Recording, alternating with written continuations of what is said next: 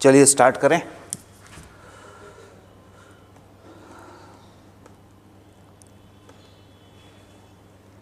कहाँ तक कर चुके थे हम? आज नया स्टार्ट करना है ना, क्वेश्चन तो हो ही गए थे सारे।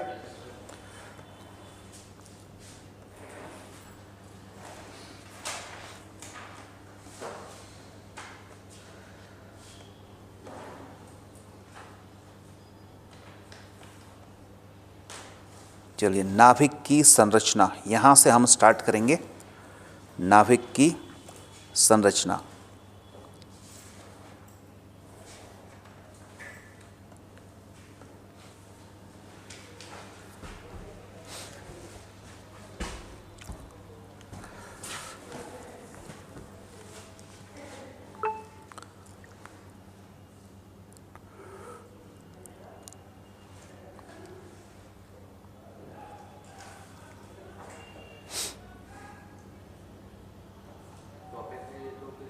ये पूरा नया चैप्टर ही है,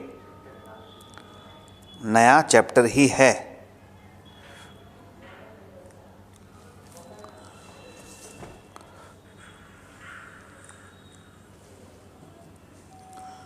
क्वेश्चन का पीडीएफ नहीं पहुंचा अभी?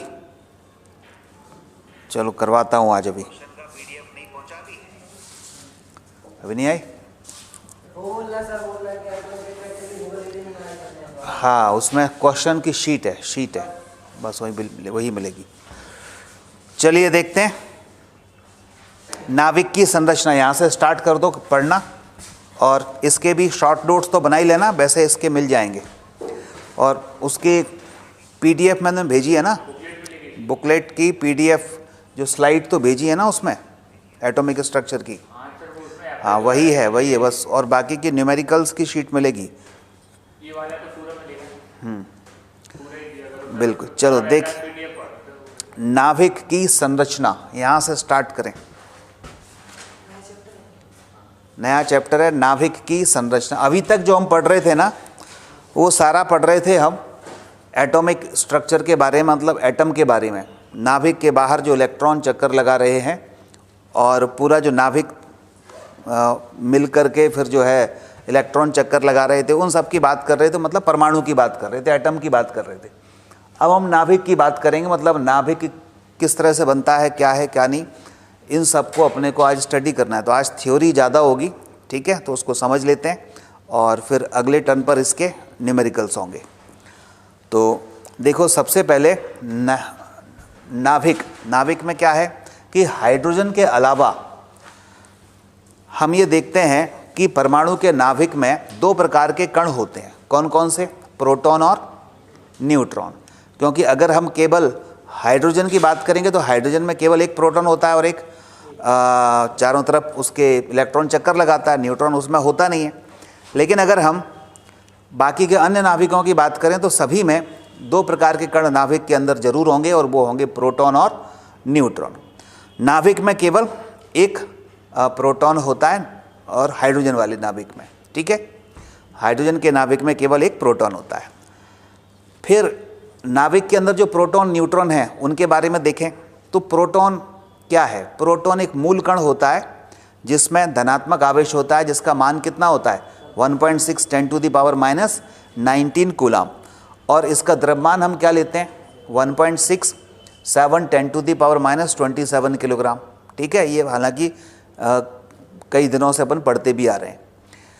ये इलेक्ट्रॉन से 1836 गुना भारी भी होता है। न्यूट्रॉन की अगर बात करें तो ये भी एक मूल कण है, और इसका कोई आवेश नहीं होता, ठीक है, इस पर कोई आवेश नहीं होता, कोई आवेश नहीं होता, कोई आवेश नहीं।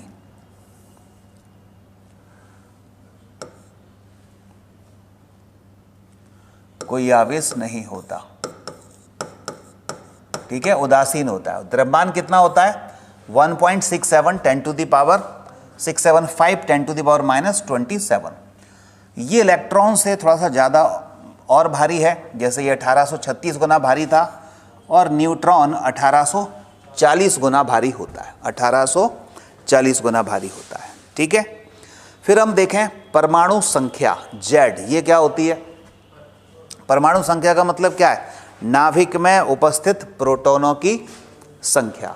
तो नाभिक के परमाणु में प्रोटॉनों की संख्या को ही हम क्या कहते हैं? परमाणु की संख्या कहते हैं। परमाणु द्रव्यमान संख्या क्या होती है? परमाणु द्रव्यमान संख्या मतलब नाभिक के अंदर जो प्रोटॉन और न्यूट्रॉन की संख्या है, दोनों को जोड़ दिया जाए तो वो आ जाएगी परमाणु द्रव्यमान संख्या। किसी परमाणु के नाभिक में प्रोटॉन की संख्या और न्यूट्रॉन की संख्या दोनों के जोड़ को कहते हैं परमाणु द्रव्यमान संख्या। ठीक है। अच्छा, तो A बराबर Z+N हो जाएगा, क्योंकि परमाणु संख्या को हम Z से प्रकट करते हैं और द्रव्यमान संख्या को A से प्रकट करते हैं। तो A बराबर हो गया Z+N, यानी Z हो गया परमाणु संख्या, N हो गई न्यूट्रॉन की संख्या। आपको न्यूट्रॉन की संख्या निकालनी हो तो सिंपल A माइनस क्या कर लेना? Z कर लेना। ठीक है। तो इस प्रकार से हम किसी न्यूक्लियाइड को रिप्रेजेंट करते हैं। कैसे? ZX A से। तो Z होता है परमाणु क्रमांक, परमाणु संख्या, और A होती है द्रव्यमान संख्या। ठीक है। और जो X होता है, ये X केमिकल सिंबल को बताता है। जैसे हाइड्रोजन है तो उस X की जगह H आ जाएगा, हीलियम है तो H ही आ जाएगा, क्लोरीन है Cl आ जाएगा। तो ये X जो है वो केमिकल सिंबल को बताता है। ये सब बेसिक बातें हैं, 9th-10th में हमने पढ़ी थी। तो इसके बाद हम देखें परमाणु द्रव्यमान इकाई, जिसको हम कहते हैं एटॉमिक मास यूनिट। ठीक है, एक परमाणुविक इकाई, इसको एटॉमिक मास यूनिट बोलते हैं, AMU, atomic mass unit, AMU। ये क्या होता है? ये भी एक द्रव्यमान के मापन की इकाई है, लेकिन किलोग्राम, ग्राम, ये तो बहुत बड़े बड़े द्रव्यमान हैं। और हम जब बात करेंगे नाभिक की, परमाणु की, तो इनके द्रव्यमान, खुद के द्रव्यमान तो बहुत बहुत कम होते हैं। तो उनके लिए कोई एक अलग यूनिट हमें माननी पड़ेगी, और वो होती है एटॉमिक मास यूनिट। ये क्या होती है एटॉमिक मास यूनिट? ये एटॉमिक मास यूनिट होती है कार्बन 12 का जो द्रव्यमान होता है उसका 1/12वां भाग। ठीक है, कार्बन 12 का जो द्रव्यमान होता है उसका 1/12वां भाग। तो वो निकाला भी जा सकता है। परमाणु द्रव्यमान इकाई कार्बन के एक परमाणु के द्रव्यमान का 1/12वां भाग होता है क्या? परमाणु द्रव्यमान इकाई, यानी AMU। तो कैलकुलेट करोगे तो एक AMU बराबर ये होता है परमाणु, ये कार्बन 12 के परमाणु का भार 12/6.023 10⁻23 ग्राम में, ये द्रव्यमान है उसका। 12/6.023 10⁻23 कितना? कार्बन 12 का, केमिस्ट्री में निकाले होगे। ठीक है, एवोगैड्रो नंबर से भाग करके। अच्छा, इसका 1/12वां भाग ले लें तो वो क्या हो जाएगा? 1 AMU। अब इसको कैलकुलेट कर लो, तो कैलकुलेट करते हैं और केजी में निकालें तो ये पूरा निकलता है 1.66 10⁻27 किलोग्राम। तो आप देख रहे हो 1 AMU बराबर कितना हुआ? 1.66 10⁻27 किलोग्राम। और ये जो वैल्यू आई है इसको याद रखना आसान है, क्योंकि प्रोटॉन का जो द्रव्यमान था उसी के लगभग आई है। 1.67 था, ये 1.66 10⁻27। तो 1 AMU का जो द्रव्यमान है वो प्रोटॉन के द्रव्यमान के आंशिक मान के बराबर लगभग होता है। ठीक है, तो 1.66 10⁻27 ये हम याद रख सकते हैं। तो कुछ जो इम्पोर्टेंट बातें हैं जो आपको लगती हो कि ये हमें पहले से नहीं पता थी, तो उन्हें हम ये यहाँ पर लिख सकते हैं। ठीक है, 1 AMU equal to 1.66 10⁻27 kilogram. Rahul Vishwakarma, क्या पता नहीं चला तेरे को? नोट कर लो जो इसमें लिखना चाहो। आगे बढ़ते हैं फिर।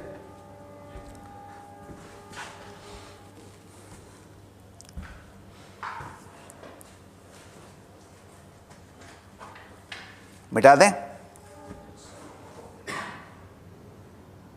ओके।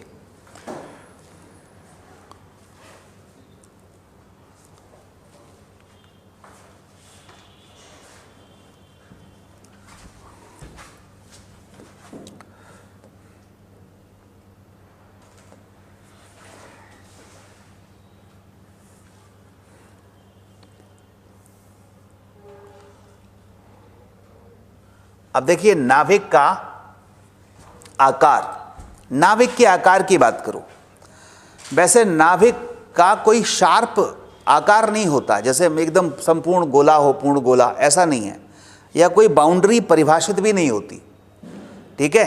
अंदर ही कुछ ऐसा होता है, प्रोटॉन न्यूट्रॉन आपस में और पाई मीजॉन पार्टिकल्स होते हैं कुछ, वो आपस में वहीं पर एक्सचेंज होते रहते हैं और वही प्रोटॉन न्यूट्रॉन आपस में पाई मीजॉन कणों से घिरे रहते हैं।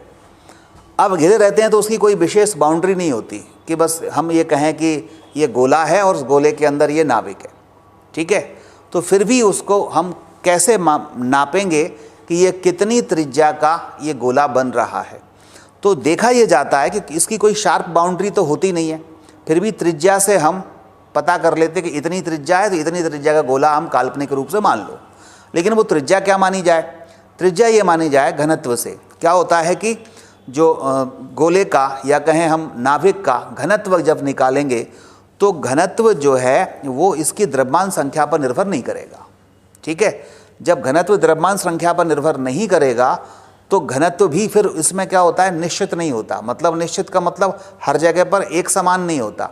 नाभिक के केंद्र पर सबसे ज़्यादा घनत्व होता है और उससे नाभिक से केंद्र से दूर जाने पर यह घनत्व धीरे धीरे कम होने लगता है, घट जाता है। तो अब नाभिक की त्रिज्या क्या मानी जाए? कोई गोला तो है नहीं है कि ये हो ये गोला है इसकी त्रिज्या नाप लो। नाभिक की त्रिज्या फिर नापते हैं कि सेंटर से वह दूरी जहाँ पर नाभिक का घनत्व केंद्र पर जो घनत्व था उसका आधा हो जाए, ठीक है। केंद्र पे जितना भी घनत्व है मैक्सिमम केंद्र पे ही रहेगा, और आगे बढ़े केंद्र से दूर गए तो क्या हुआ, घनत्व कम होगा। तो कम होते होते जब आधा रह जाए तो वहाँ तक की जो दूरी है ये दूरी इस नाभिक की त्रिज्या मानेंगे और इस त्रिज्या का गोला काल्पनिक रूप से मान लेते हैं कि ये जो है नाभिक होगा। और ये लगभग निकलता है 1 फर्मी का। अलग अलग एलिमेंट्स के लिए, अलग अलग पदार्थ के लिए अलग अलग होता है, तो उसमें फिर लगभग 1 फर्मी से 10 फर्मी तक इसकी रेंज होती है त्रिज्या की। चलो खैर, अब एक एक करके देखते हैं। नाभिक में एक शार्प या इसको अच्छी तरीके से परिभाषित नहीं होती, कोई शार्प या कोई जो सीमा है वो परिभाषित नहीं होती। ऐसा नहीं होता कि हम इतनी त्रिज्या का मान लो ये गोला, या गोला दिखाई दे अंदर माइक्रोस्कोप से देखने पर दिखाई दे, ऐसा नहीं होता, ठीक है। तो नाभिक एक शार्प या अच्छी तरह से परिभाषित सीमा का नहीं होता। फिर क्या होता है, फिर भी हमें नाभिक का आकार अगर कैलकुलेट करना है तो नाभिक की त्रिज्या द्वारा ही हम उसका नाभिक का आकार बता सकते हैं। अब नाभिक की जो त्रिज्या होती है वो क्या होती है कि ये आपने पढ़ा भी है कि नाभिक की त्रिज्या है वो द्रव्यमान संख्या की 1/3, द्रव्यमान संख्या की पावर की 1/3 के समानुपाती होती है। यानी त्रिज्या a की पावर 1/3 के समानुपाती होगी, इसलिए r समानुपाती a की पावर 1/3 लिख सकते हैं। समानुपाती का जब चिन्ह है वो हटाओगे ना तो r बराबर फिर एक नियतांक आता है r0 a की पावर 1/3। ये r0 निश्चित होता है, नियत होता है, और इसकी वैल्यू 1.2 फर्मी होती है। कितनी होती है? 1.2 फर्मी, ये फिक्स है, ठीक है। तो इसी को मैंने यहाँ पर लिखा भी हुआ है, आप देखेंगे कि r यहाँ आप लिख सकते हैं r समानुपाती a की पावर 1/3, तो r बराबर r0 a की पावर 1/3। जहाँ r0 क्या है? r0 है 1.2 फर्मी, 1.2 फर्मी, और एक फर्मी में 10 की घात -15 मीटर होते हैं। तो r0 की मान आ गया 1.2 इंटू 10⁻⁻15 मीटर। ये एक स्थिरांक है जो सभी नाभिकों के लिए समान होता है, और ए यहाँ पर नाभिक की क्या है? द्रव्यमान संख्या है, ठीक है। ए नाभिक की यहाँ पर द्रव्यमान संख्या है। अब नाभिक की त्रिज्या की रेंज क्या होती है? 1 फर्मी से 10 फर्मी तक। इससे ज़्यादा नाभिक की त्रिज्या नहीं हो सकती। नाभिक की त्रिज्या 1 फर्मी से 10 फर्मी तक हो सकती है विभिन्न पदार्थ के नाभिकों के लिए, ठीक बात। अब आप देखोगे परमाणु का आयतन निकालें, जब त्रिज्या आ गई तो आयतन। अच्छा, आयतन क्या होता है? परमाणु का आयतन यहाँ मैं कैलकुलेट कर दूँ। जब हमने यहाँ पर आप परमाणु की जगह पर वो लिख लेना नाभिक। नाभिक की बात कर रहे हैं ना अपन, नाभिक का आयतन। अब नाभिक के आयतन की बात करें तो इस तरह से हम लेते हैं, आयतन बराबर क्या है 4/3 पाई आर क्यूब। अब ध्यान से सुनिएगा, 4/3 पाई, आर का मान हम क्या निकाले, r0 a की पावर 1/3 होल पावर कितना 3, तो ये हो गया 4/3 पाई। देखिएगा r0 की पावर 3 और ये 3 से 3 कट जाएगा तो a रह गया केवल। ठीक है, तो वही यहाँ लिखा है नाभिक का आयतन v बराबर 4/3 पाई आर क्यूब, यानी 4/3 पाई r0 की पावर 3 a, ये आया। अच्छा, और थोड़ा सा आगे बढ़ा जाए तो देखेंगे कि जो आयतन है वो सीधे सीधे a के समानुपाती है, क्योंकि ये तो सब क्या है कांस्टेंट ही होगा, होगा कि नहीं। ये 4/3 पाई r0 कांस्टेंट है, तो v समानुपाती क्या हो गया a, यानी नाभिक का आयतन a के समानुपाती होता है, द्रव्यमान संख्या के समानुपाती होता है। और नाभिक की त्रिज्या द्रव्यमान संख्या की पावर 1/3 के समानुपाती होती है, जबकि नाभिक का आयतन द्रव्यमान संख्या a के समानुपाती होता है। ये हमें ध्यान रखना पड़ेगा। अब हम नाभिक का घनत्व निकालेंगे। नाभिक का घनत्व क्या होता है, नाभिक का घनत्व जैसे कि आप देखते हो, किसी भी पदार्थ का घनत्व निकालना हो तो द्रव्यमान बटे आयतन लेते हैं। ठीक है, अब द्रव्यमान किसका, नाभिक का द्रव्यमान। तो नाभिक के अंदर क्या है, प्रोटॉन और न्यूक्लियन, प्रोटॉन है और न्यूट्रॉन है, दोनों को जोड़ दो तो क्या बनती है, द्रव्यमान संख्या बनती है। तो ए ले लिया, ठीक है, इनटू अब प्रोटॉन और न्यूट्रॉन, प्रोटॉन का द्रव्यमान 1.66 10⁻⁹ -27, न्यूट्रॉन का भी लगभग इतना ही। अच्छा, अगर एक कण का देखें तो एक कण मतलब कोई भी प्रोटॉन ले लो या न्यूट्रॉन ले लो, उसके द्रव्यमान की बात करें तो आपस में बराबर हैं लगभग। ठीक है, अब द्रव्यमान जब लगभग बराबर हैं तो वो उसकी न्यूमेरिकल वैल्यू किसके बराबर होती है, AMU के। ठीक है, एक AMU क्या था 1.66 10⁻⁻27 kg। तो अगर मुझे द्रव्यमान संख्या पता चल गई कि इतने उसके अंदर कण है नाभिक के अंदर, और उस नाभिक का द्रव्यमान निकालना हो तो मैं यहाँ कितने से मल्टीप्लाई कर दूँ, बोलो, एक AMU से कर दूँ, और एक AMU क्या है 1.66 10⁻⁻27 से कर दूँ। आयतन तो ये m निकल आएगा नाभिक का, और आयतन, आयतन कितना है इधर देखो 4/3 पाई r0 की पावर 3 इंटू a। मैं यहाँ से ये पाई की वैल्यू और r0 की वैल्यू जो थी 1.2 10⁻⁻15 लिख के होल पावर 3 लगा के और सॉल्व करूँगा तो एक कोई न्यूमेरिकल वैल्यू मुझे मिलेगी। लेकिन यहाँ से देखने भर से ही पता चल रहा है कि आप देखोगे ये कोई न्यूमेरिकल वैल्यू मिल रही है, ये न्यूमेरिकल वैल्यू मिलेगी, लेकिन a से a तो कट ही जाएगा। इसका मतलब जो नाभिक का घनत्व है वो इस द्रव्यमान संख्या पर तो निर्भर नहीं करेगा। ठीक है, द्रव्यमान संख्या पर निर्भर नहीं करेगा।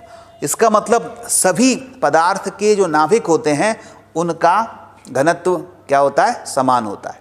ठीक है, तो इसी बात को यहाँ पर लिखा है मैंने। अब मैं आपको यहाँ बताता हूँ, नाभिक का द्रव्यमान निकालें तो A इंटू क्या होगा, AMU। ए क्या है, A क्या है, द्रव्यमान संख्या गुणा AMU, तो 1.6 10⁻⁻27। परमाणु का आयतन 4/3 पाई आर क्यूब होता है, तो 4/3 पाई r0 क्यूब इंटू a कर दिया, क्योंकि आयतन हम निकाल चुके थे देखो यहाँ पर।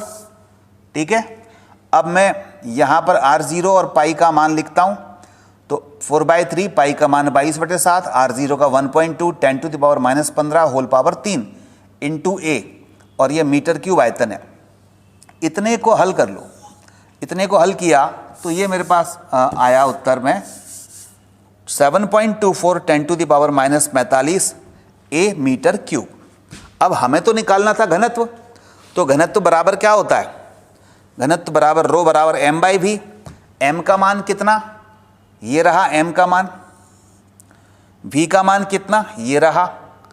तो भाग दोगे जब 1.66 गुणा 10⁻⁻27 बटे 7.24 10⁻⁻45 a का, तो ए से ए तो कट जाएगा, ये बचेगा 2.29 10 की घात 17। इसको याद किया जा सकता है, ये याद नहीं करना, ये याद नहीं करना, रो याद कर सकते हैं। 2.29 10 टू द पावर 17 प्लस का 17 किलोग्राम प्रति मीटर क्यूब। तो हर नाभिक का घनत्व इतना ही होता है, 2.29 10 टू द पावर 17 किलोग्राम प्रति मीटर क्यूब। ठीक है, ये द्रव्यमान संख्या पर निर्भर नहीं करता। तो आप देख पा रहे होंगे कि त्रिज्या द्रव्यमान संख्या पर निर्भर करती है, R समानुपाती a की पावर 1/3 के अनुसार। आयतन द्रव्यमान संख्या पर निर्भर करता है, आयतन समानुपाती क्या, a की पावर 1 यानी a, आयतन समानुपाती a। लेकिन घनत्व द्रव्यमान संख्या पर निर्भर नहीं करता। हर नाभिक का घनत्व समान होता है। कितना होता है? 2.29 10 की घात 17 किलोग्राम प्रति मीटर क्यूब। क्लियर हो गया? अच्छा, अब हम इसके बाद इसको अगर नोट करना चाहो तो कर लेना।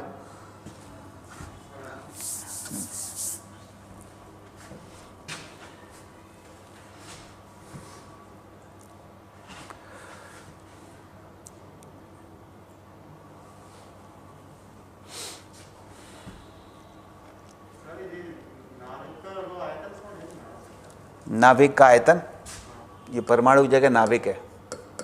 नाभिक का आयतन ऐसे है, नाभिक का आयतन क्या होता है? 4/3 पाई आर क्यूब। और त्रिज्या जो होती है वो क्या होती है? नाभिक की त्रिज्या r0 a की पावर 1/3। तो आप यहाँ पर लिख दीजिए, यहाँ जैसे मैंने किया था, v बराबर 4/3 पाई आर क्यूब। तो 4/3 पाई, r का मान क्या है? r का मान है r0 a की पावर 1/3 होल पावर 3। ठीक है, तो v बराबर क्या आया? 4/3 पाई r0 की पावर कितना? 3 गुणा a की पावर 3 गुणा 1/3, 3 से 3 कट गया। तो v बराबर कितना? 4/3 पाई r0 की पावर 3 इंटू a। यही तो लिखा है, 4/3 पाई r0 की पावर 3 इंटू a। अब आप चाहें तो 4/3 पाई आर क्यूब का इसमें मान लिखेंगे, है ना।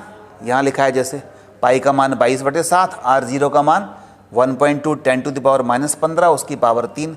इस पूरे को हल करेंगे तो ये आएगा। हालांकि इसकी ज़रूरत नहीं है, आप लास्ट ये याद रखो, 2.29 10 की घात 17। ठीक है, यस, कर लिया।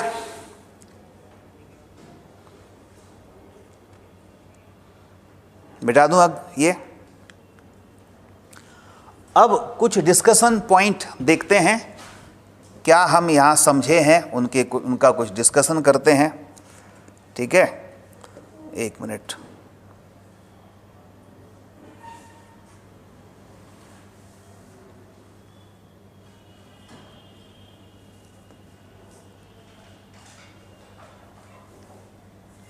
चलो,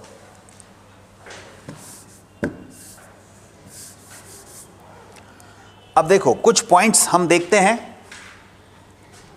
पहला पॉइंट है, परमाणु घनत्व द्रव्यमान संख्या पर निर्भर नहीं करता। परमाणु घनत्व की जब बात कर रहे हैं तो परमाणु के अंदर जो नाभिक है वो एक्चुअली नाभिक का ही घनत्व है। ठीक है, तो नाभिक घनत्व या परमाणु घनत्व द्रव्यमान संख्या पर निर्भर नहीं करता। इसका मतलब सभी नाभिकों में लगभग समान घनत्व होता है। राइट, यही हमने पढ़ा है अभी। क्योंकि परमाणु घनत्व का मतलब क्या है? परमाणु के अंदर है क्या? नाभिक ही तो है एक जो कि अच्छा खासा कुछ घनत्व बनाएगा। उसके बाद तो खोखला भाग है, इलेक्ट्रॉन चक्कर लगा रहे हैं, उनका अपना आयतन तो ना के बराबर होगा। ठीक है, तो परमाणु घनत्व द्रव्यमान संख्या पर निर्भर करता है, तो निर्भर नहीं करता है, तो सभी नाभिकों का जो घनत्व होगा वो कैसा होगा? समान ही होगा। ठीक है, चलो आगे देखें। परमाणु घनत्व का मान ये बहुत अधिक होता है, यानी नाभिक के घनत्व का मान बहुत अधिक होता है। जहाँ मैं परमाणु बोल रहा हूँ वो नाभिक है, एक्चुअली नाभिक घनत्व का मान बहुत अधिक होता है। और इस तरह के उच्च घनत्व कहाँ मिलते हैं? सफ़ेद बौने सितारों में पाए जाते हैं। वाइट ड्वार्फ स्टार होते हैं, वहाँ पर जो पदार्थ है पूरा का पूरा वाइट ड्वार्फ स्टार जो होते हैं उनका पदार्थ ही ये नाभिकीय पदार्थों से बना होता है। जब नाभिकीय पदार्थों से ही बना होता है और कुछ मटेरियल है ही नहीं है तो इसका मतलब उसका घनत्व सबसे ज़्यादा होगा। ठीक है, तो मुख्य रूप से परमाणु पदार्थ ही वहाँ पर या नाभिकीय पदार्थ ही वहाँ पर पाए जाते हैं। पूरे नाभिक में परमाणु घनत्व कैसा होता है? एक समान नहीं होता, जैसा कि अभी मैंने बताया। पूरे नाभिक में परमाणु घनत्व या नाभिक घनत्व समान नहीं होता। केंद्र पर इसका मान अधिकतम होता है और केंद्र से आगे बढ़ने पर यह घटता जाता है। परमाणु की त्रिज्या, यहाँ परमाणु जहाँ जहाँ लिखा है वो नाभिक है, इसमें ये ट्रांसलेशन गड़बड़ हुआ है, तो यहाँ आप इसको नाभिक लिख लेना, ठीक है ना। इसको आप लिखेंगे नाभिक।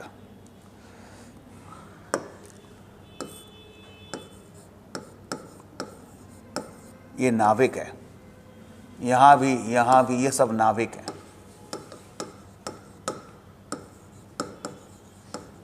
ठीक है ना। नाभिक की जो त्रिज्या है, नाभिक के केंद्र से, अभी शुरुआत में समझाया भी था मैंने, केंद्र से वह दूरी होती है जिस पर नाभिक पदार्थ का घनत्व घटकर केंद्र पर इसके अधिकतम मूल्य का कितना हो जाता है? आधा हो जाता है। ठीक है, ये नाभिक केंद्र है, यहाँ घनत्व सबसे ज़्यादा है। फिर देखा हमने घनत्व घटते घटते इतनी दूरी पर कितना हो गया? आधा हो गया। जो घनत्व यहाँ था रो, वो यहाँ ρ/2 हो गया। तो जितनी दूरी पर आधा हो गया उतनी ही दूरी को हम क्या कहते हैं? इसकी त्रिज्या कहते हैं। ठीक है ना। ओके,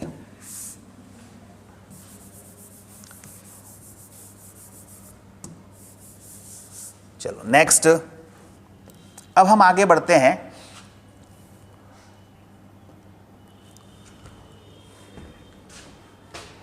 ये नोट करना हो तो कर लेना, मेन चीज ये वाला जरूर कर लो, ये वाला और ये वाला। यानी नाभिक का घनत्व द्रव्यमान संख्या पर निर्भर नहीं करता। ये जहाँ जहाँ परमाणु है उसकी जगह नाभिक लिख लेना, ये नाभिक है।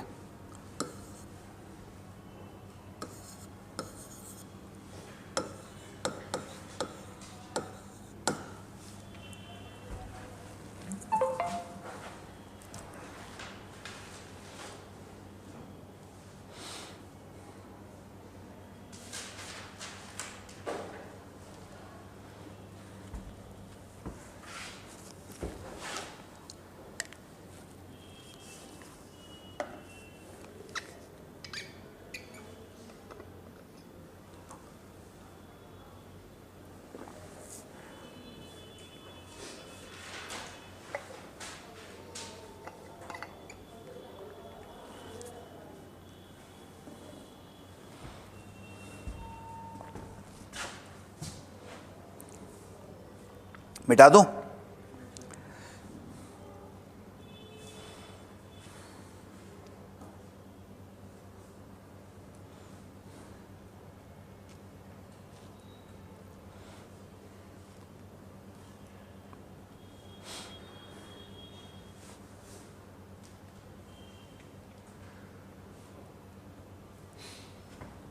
नहीं लिख पाए?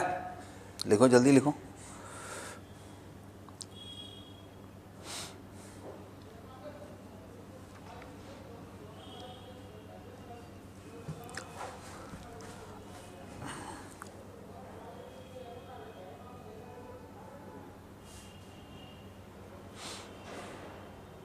ओके, चलिए देखें, सभी ने लिख लिया है, ऑनलाइन वालों ने।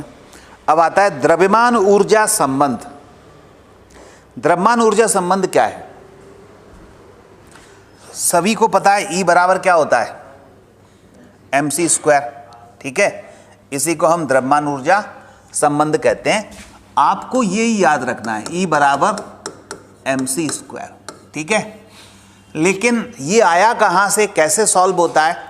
तो मैं आपको सजेस्ट करूंगा कि इसके डेरिवेशन में मत जाओ। ठीक है, ना तो एनसीईआरटी में डेरिवेशन है, ना कहीं किसी किताब की ज़रूरत है उसमें है। फिर भी अगर आप देखना चाहो कि E बराबर mc² कैसे आया, मैं आपको इसका एक बार दर्शन करा देता हूँ। ठीक है, दर्शन कर लो, लिखने की ज़रूरत नहीं है। राइट, केवल E = mc² ही याद रखना है। हाँ, तो न्यूटन, पहले इसमें दो नियम लगते हैं इसको प्रूफ करने के लिए। न्यूटन की गति का दूसरा नियम भी लगता है और आइंस्टीन का सापेक्षता का सिद्धांत भी लगता है। उन दोनों की हेल्प से हम इसको प्रूफ कर सकते हैं। तो सबसे पहले ये है कि न्यूटन के गति के दूसरे नियम से हम ये जानते हैं कि जब कोई पिंड में संवेग में परिवर्तन होता है तभी तो बल होता है। तो संवेग में परिवर्तन की दर को क्या कहते हैं? बल कहते हैं। तो उसके लिए निकाला था F बराबर d/dt mb, ये निकाला था dp/dt, p को क्या लिख दिया mb। अब इसको पहला फलन इसको दूसरा फलन मान के लॉज ऑफ मोशन में सॉल्व किया था कि नहीं? पहला फलन दूसरे का अवकलन प्लस दूसरा फलन पहले का अवकलन। फिर इसमें हम क्या करेंगे, मान लो ये बल F दूरी dx द्वारा किसी शरीर मतलब किसी वस्तु को विस्थापित करता है। ये ट्रांसलेशन गड़बड़ है, वस्तु। यह बल F दूरी dx तक किसी वस्तु को विस्थापित करता है तो ऊर्जा बढ़ जाएगी। विस्थापित किया, अब वो ऊर्जा कितनी होगी? मान लो परिवर्तित होकर डी के ऊर्जा हो गई, के गतिज ऊर्जा है तो डी के हो गई, तो वो क्या होगा? कार्य के बराबर F dx बल गुणा विस्थापन m dv/dt plus v dm/dt, यही होगा। इसमें dx से अपन ने गुणा भी कर दिया क्योंकि f का मान तो ये था, dx यहाँ लिख दिया ऐसा, ठीक है।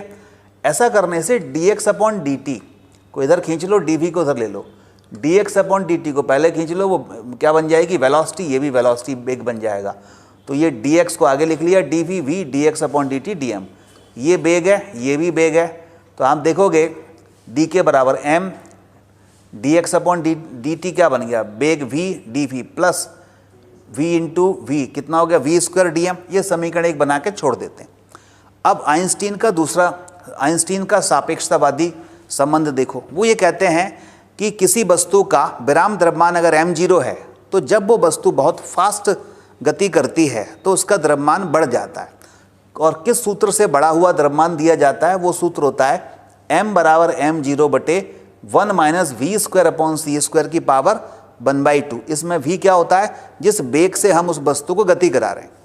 तो वस्तु का विराम द्रव्यमान m0 है और गतिज द्रव्यमान m है। तो इसका यहाँ गुणा कर लें थोड़ा सा, तो यहाँ पर क्या इसमें ट्रांसलेट किया है बताओ? चुकता और जोड़ तोड़, ये है, मतलब थोड़ा मैनिपुलेशन कर लिया है कि इसका मतलब है कि थोड़ा एडजस्ट कर लिया है, गुणा भाग कर लिया है, इधर उधर गुणा कर लिया है, तो है ना। तो m² c² minus m² v² बराबर m0² c², जो बड़ा सा समीकरण था ना वो, उसका इधर गुणा कर लिया, कुछ इधर उधर एडजस्ट कर लिए, माइनस प्लस कर लिए, तो अंत में ये आएगा कुल। इसका अर्थ ये है ना। तो m² सिंप्लीफिकेशन कर लिया है, सरलीकरण कर लिया है, तो m² c² minus m² v² बराबर m0² c²। अब इसको डिफरेंशिएट कर दो इस समीकरण को, ठीक है। m0 और c तो क्या होंगे? नियतांक ही होंगे। डिफरेंशियल करोगे तो ये ऐसा कुछ मिलेगा आपको डिफरेंशियल करने पर, क्योंकि यहाँ पर c² नियतांक है तो वैसा के वैसा ही रहा। m² का 2m होता है इंटू dm, माइनस इधर m² का, यहाँ पर m², इसमें हम 20 का करेंगे तो ये कितना आ जाएगा? m² 2v dv minus v² और यहाँ पर 2m dm। ऐसा सॉल्व करेंगे थोड़ा सा तो आपको लास्ट में इतना मिलेगा, और ये समीकरण घटा बढ़ा के अपने निकाल लिया। अब समीकरण 1 और 2 को अगर हल कर लिया जाए तो d के बराबर फाइनली इतना मिलता है dm इंटू c²। इसी को हम समाकलन कर लें, तो समाकलन कर लें तो 0 to k d के बराबर c² बाहर आ गया dm, और यहाँ जब समाकलन करोगे तो 1 इसको खोलोगे k माइनस 0 k रह जाएगा, और इधर m minus m0 into c², और m0 को इधर खींचें तो देखेंगे k प्लस m0 c² बराबर mc²। k गतिज ऊर्जा है और m0 क्या था? विराम द्रव्यमान था। तो विराम द्रव्यमान के कारण इतनी ऊर्जा आएगी, दोनों को जोड़ दिया तो क्या हो गई? कुल ऊर्जा हो गई। तो कुल ऊर्जा k प्लस m0 c² को E कहते हैं, तो E बराबर आ गया ये mc²। इसको पूरे को बिल्कुल देख के ही भूल जाना, लास्ट में केवल ये याद करना है, ठीक है। ये बिल्कुल भी लिखने की ज़रूरत नहीं है, केवल आपको दर्शन कराए हैं कि कभी कभी मन में आ जाए कि E बराबर mc² कहाँ से आया, तो आप बता सको कि ऐसे आया, ठीक है। ये इसकी स्लाइड आपको मिल जाएगी, तो देख लेना, प्रूफ की ज़रूरत नहीं है, ठीक है। आप सीधे E = mc² याद रखो। चलो अब आगे बढ़ते हैं, हम अपने काम की जो चीज़ें हैं, ये तो जस्ट एक जानकारी थी।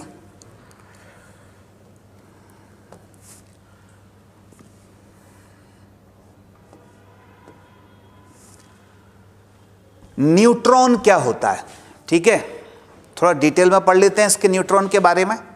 न्यूट्रॉन एक मूल कण होता है जो कि हाइड्रोजन परमाणु को छोड़कर, हाँ वो हो गया ना, खत्म है, E = mc², उतना ही है, E = mc², उसमें आगे नहीं करना। अब न्यूट्रॉन एक मूल कण है जो कि हाइड्रोजन परमाणु को छोड़कर सभी नाविकों का आवश्यक घटक है, और इसकी खोज किसने की थी? चैडविक ने। न्यूट्रॉन पर आवेश कितना होता है? ये उदासीन होता है, ये आरोप की जगह है आवेश, ये एक्चुअली इंग्लिश में लिखा होगा ना चार्ज, तो चार्ज का ट्रांसलेशन क्या हुआ? आरोप। चार्ज लगा दिया मैंने तुम्हारे ऊपर, आरोप लगा दिया। तो न्यूट्रॉन का आवेश कितना होता है? ये उदासीन होता है, ठीक है। तो न्यूट्रॉन का द्रव्यमान कितना होता है? 1.6750 10⁻⁻27, जो अभी पढ़ा था हमने। और इसका एंगुलर स्पिन मोमेंटम होता है 1/2 h/2π, ये ध्यान रखना है।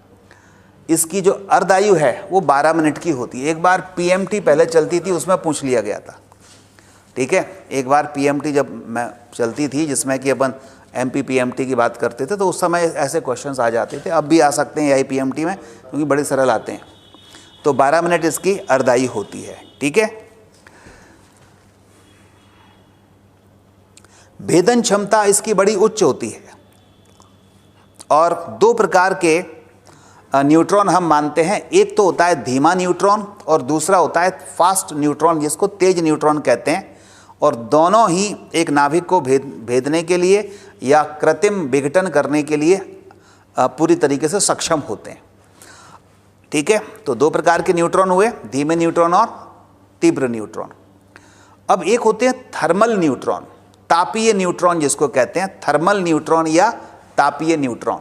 थर्मल न्यूट्रॉन, या जिसको हम तापीय न्यूट्रॉन भी कहते हैं, तापीय न्यूट्रॉन, थर्मल न्यूट्रॉन या तापीय न्यूट्रॉन। तापीय न्यूट्रॉन क्या होते हैं समझिए।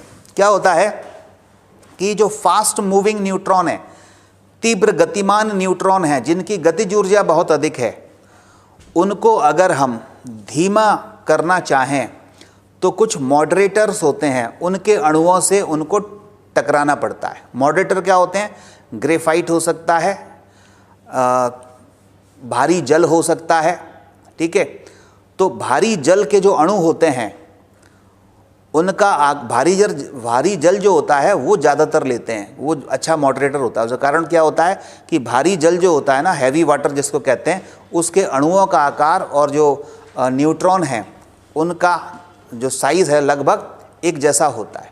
तो जब हम वर्क पावर एनर्जी वाले कोलिजन वाले चैप्टर में पढ़ते हैं कि जब 2 समान आकार के समान द्रव्यमान के कण जब टकराते हैं, समान द्रव्यमान के कण जब टकराते हैं, तो क्या होता है? उनमें अधिकतम ऊर्जा का ट्रांसफ़र होता है। तो इनका द्रव्यमान, किसका? हैवी वाटर के अणुओं का द्रव्यमान और जो न्यूट्रॉन का द्रव्यमान है वो अप्रॉक्स बराबर होता है। तो इसलिए जब ये आपस में टक्कर करते हैं तो फास्ट मूविंग जो न्यूट्रॉन हैं जब हैवी वाटर के अणुओं से टकराते हैं, हैवी वाटर के अणुओं को मॉडरेटर कहते हैं, मॉडरेटर मतलब जो धीमा कर दे, तो टकराते हैं तो अपनी जो ऊर्जा है, न्यूट्रॉन जो अपनी ऊर्जा है वो उन अणुओं को दे देते हैं, अणुओं में ट्रांसफ़र कर देते हैं। तो अणुओं की ऊर्जा बढ़ने लगती है और इनकी ऊर्जा कम हो जाती है। और एक स्थिति ऐसी आ जाती है कि जब दोनों की ऊर्जा बराबर हो जाती है, यानी उधर जो हैवी वाटर के अणुओं की ऊर्जा बढ़ जाती है और इनकी घट जाती है, दोनों बराबर हो गए, तो दोनों ये तापीय साम्य में आ जाते हैं, एक इक्विलिब्रियम में आ जाते हैं। जब इक्विलिब्रियम में आ गए तो जितना ताप इनका होता है या जितनी इनकी ऊर्जा होती है, उस ऊर्जा के न्यूट्रॉन को ही हम क्या कहते हैं? थर्मल न्यूट्रॉन कहते हैं, ठीक है। तो समझ में आ गई बात? इसी बात को यहाँ लिखा है मैंने। फास्ट न्यूट्रॉन को धीमे न्यूट्रॉन में परिवर्तित किया जा सकता है, जिसे मॉडरेटर, जैसे पैराफिन वैक्स है, भारी पानी है, ग्रेफाइट है, इनकी मदद से हम फास्ट मूविंग जो न्यूट्रॉन है उनको धीमा कर सकते हैं। ठीक है, तो जब तेज गति से चलने वाले न्यूट्रॉन किसी मॉडरेटर से गुजरते हैं, मॉडरेटर क्या हो गया, पानी, हैवी वाटर या ग्रेफाइट या जिसको कहते हैं पैराफिन वैक्स, इनसे गुजरता है, तो इनसे गुजरते हैं तो वो मॉडरेटर के अणुओं से टकराते हैं, और जब वो मॉडरेटर के अणुओं से टकराएंगे तो इसके परिणाम स्वरूप इनके गति की ऊर्जा, हिलने की ऊर्जा नहीं, गति की ऊर्जा न्यूट्रॉन की कम हो जाती है। गति की ऊर्जा यानी न्यूट्रॉन की जो ऊर्जा है वो कम हो जाती है, जबकि मॉडरेटर के अणुओं में वृद्धि हो जाती है। मॉडरेटर के अणुओं की गतिज ऊर्जा में वृद्धि होती है। कुछ समय बाद दोनों एक ही ऊर्जा प्राप्त कर लेते हैं, तब न्यूट्रॉन के अणुओं के साथ वो थर्मल संतुलन में होते हैं और थर्मल न्यूट्रॉन कहलाते हैं। ठीक है, तो तब जो न्यूट्रॉन हैं वो इन अणुओं के साथ थर्मल संतुलन में होंगे, यानी तापीय साम्यावस्था में होंगे, तब उनको हम क्या कहेंगे, थर्मल न्यूट्रॉन कहेंगे। ठीक है, यस, D2O होता है, बिल्कुल सही है, हैवी वाटर का फार्मूला होता है D2O।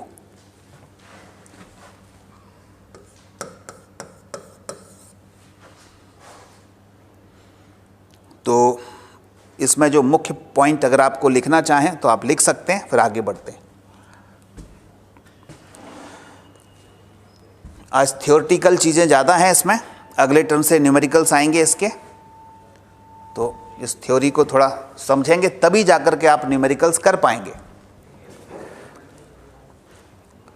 मिटा दें।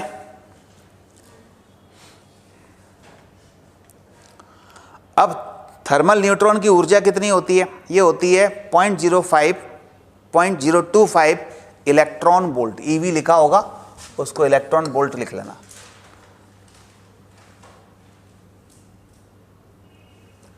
0.025 इलेक्ट्रॉन वोल्ट, और इसकी गति यानी वेग क्या होता है, वेग लगभग 2.2 किलोमीटर प्रति सेकंड का होता है। 2.2 किलोमीटर प्रति सेकंड का इसका वेग होता है। ठीक है,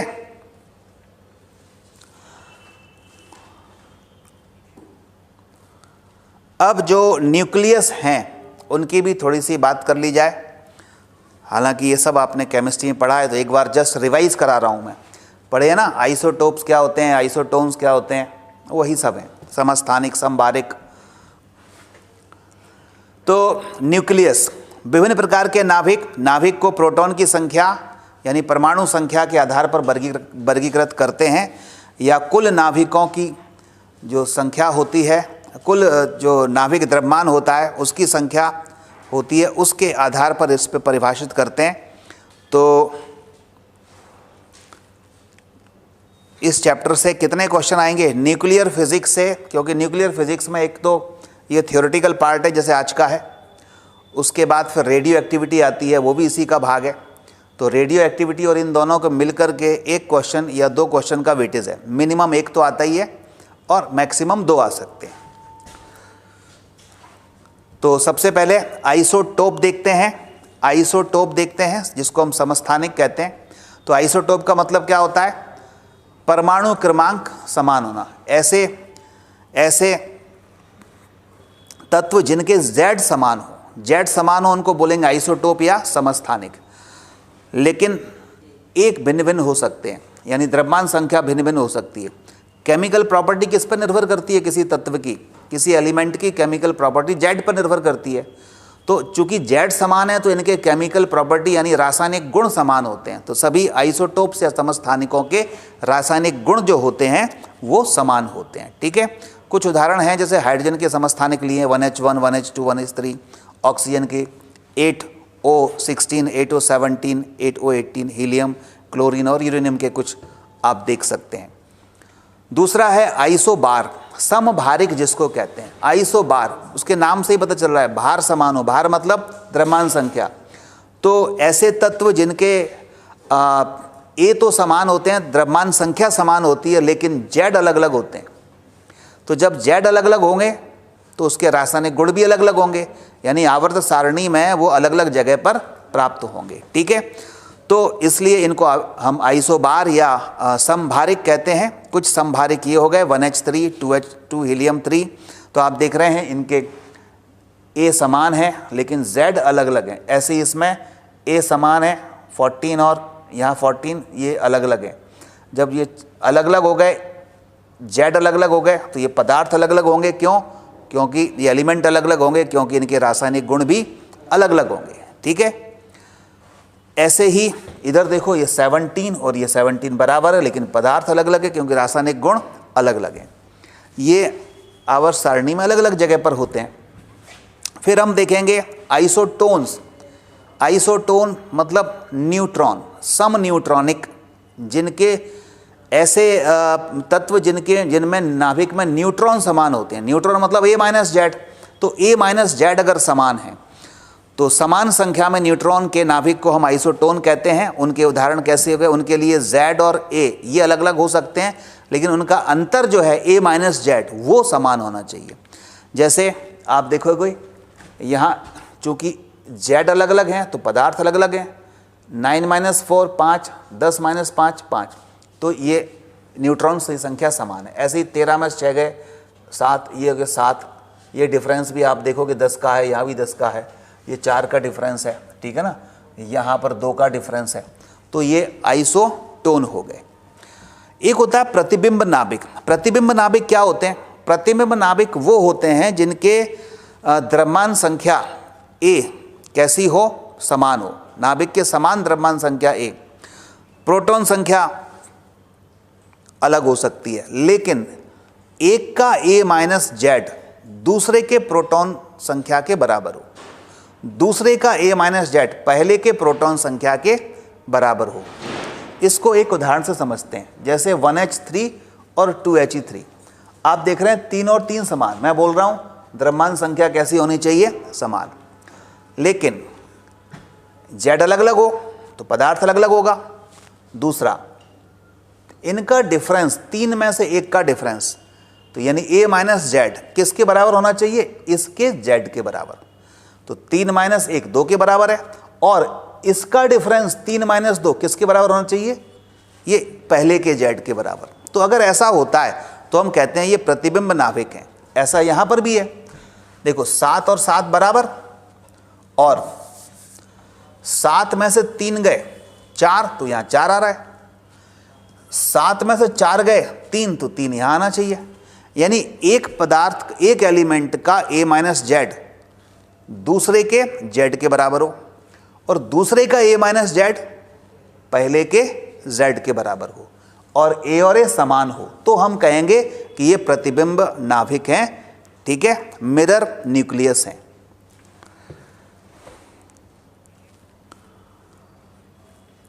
क्लियर हो गया सभी को?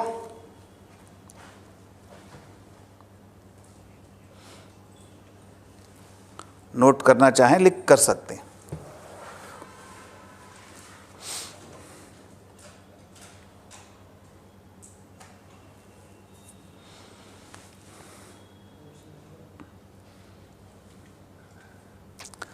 अब देखते हैं द्रव्यमान क्षति क्या होती है। द्रव्यमान क्षति, जिसको हम मास डिफेक्ट कहते हैं, ये पाया जाता है कि जो नाभिक का द्रव्यमान होता है उसके घटक जो हैं नाभिक के अंदर क्या क्या हैं? प्रोटॉन और न्यूट्रॉन। इनका मुक्त अवस्था में अगर अलग अलग द्रव्यमान ले लिया जाए और उनको जोड़ा जाए तो उससे हमेशा कम ही आता है।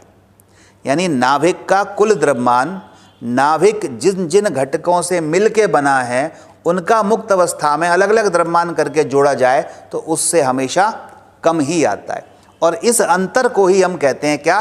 द्रव्यमान क्षति।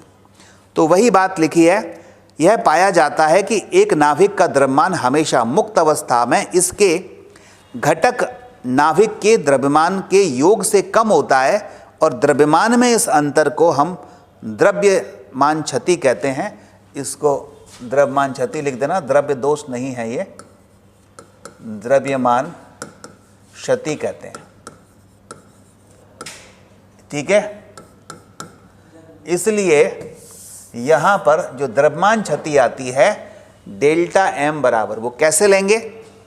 वो हम लेंगे द्रव्यमान क्षति को, पहले कुल जो न्यूक्लियॉन्स थे उनका द्रव्यमान लिखो। न्यूक्लियॉन में कौन आता है? प्रोटॉन और न्यूट्रॉन। तो न्यूक्लियस के अंदर, नाभिक के अंदर Z प्रोटॉन है और एक प्रोटॉन का द्रव्यमान कितना है? mp। तो ZmP का मतलब क्या हुआ? बोलो, ZmP का मतलब क्या हुआ? कुल प्रोटॉन का द्रव्यमान प्लस A माइनस Z क्या है? कुल न्यूट्रॉन, और एक न्यूट्रॉन का द्रव्यमान क्या है? Mn। तो ये हो गया कुल न्यूट्रॉन का द्रव्यमान। तो जब हमने इस ब्रैकेट के अंदर ZmP plus A minus Z Mn लिख दिया तो इसका मतलब ये उसके घटकों का द्रव्यमान हो गया। ये ज़्यादा होगा, इसमें से किसका द्रव्यमान घटा दिया? M, नाभिक का द्रव्यमान घटा दिया, तो ये आया द्रव्यमान क्षति। ठीक है, तो नाभिक जिन जिन कणों से मिलके बना है उन सभी कणों के द्रव्यमान में से नाभिक का कुल द्रव्यमान घटा दें तो इसको कहते हैं द्रव्यमान क्षति। ठीक है,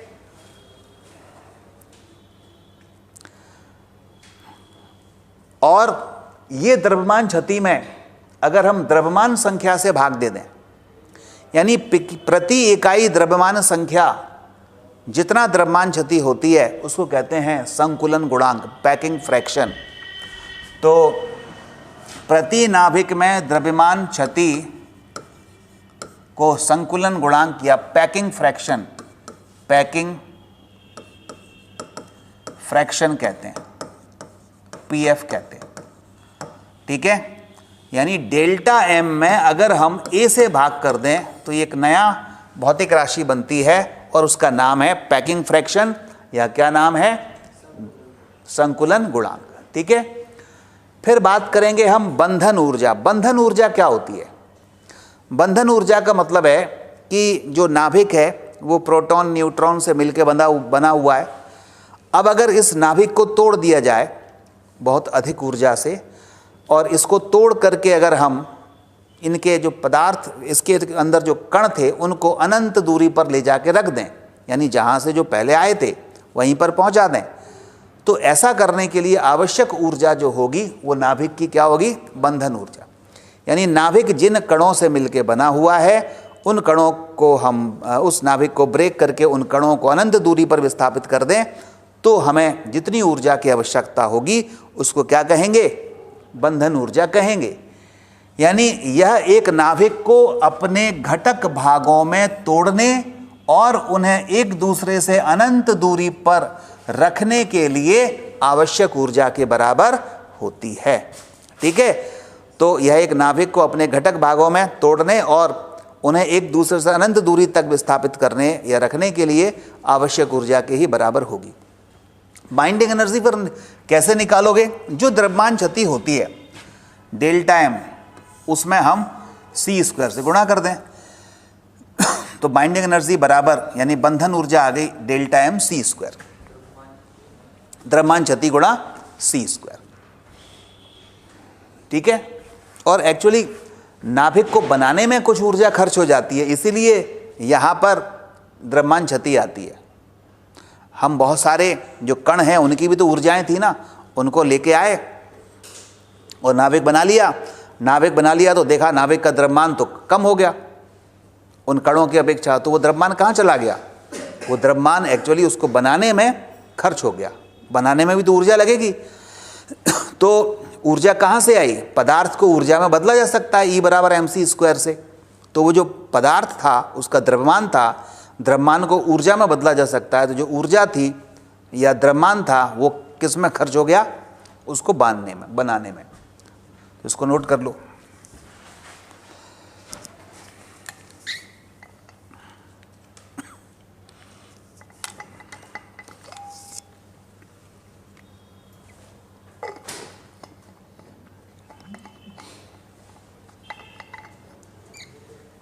बिठा दूं? देखिए अगला, अब आएगा परमाणु बल। परमाणु बल क्या होते हैं? परमाणु बल नाभिक में प्रोटॉन प्रोटॉन के बीच में, प्रोटॉन न्यूट्रॉन के बीच में, न्यूट्रॉन न्यूट्रॉन के बीच में जो बल लगते हैं के बीच बल।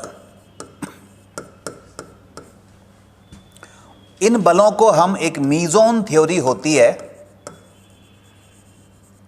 इसके आधार पर समझ सकते हैं। ठीक है, मीजोन थ्योरी क्या है? अच्छा, परमाणु के अंदर नाभिक है, नाभिक के अंदर प्रोटॉन न्यूट्रॉन है, तो प्रोटॉन प्रोटॉन के बीच में अगर हम सामान्य रूप से देखें तो प्रतिकर्षी बल लगना चाहिए, विद्युतीय प्रतिकर्षी बल। ठीक है, न्यूट्रॉन न्यूट्रॉन के बीच में विद्युतीय बल तो नहीं लगता, लेकिन गुरुत्वीय आकर्षण बल लगना चाहिए।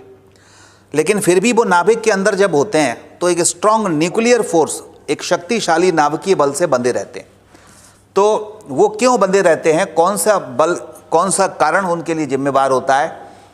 तो नाभिकीय बल के लिए मूल रूप से मीजोन पार्टिकल जिम्मेवार होते हैं।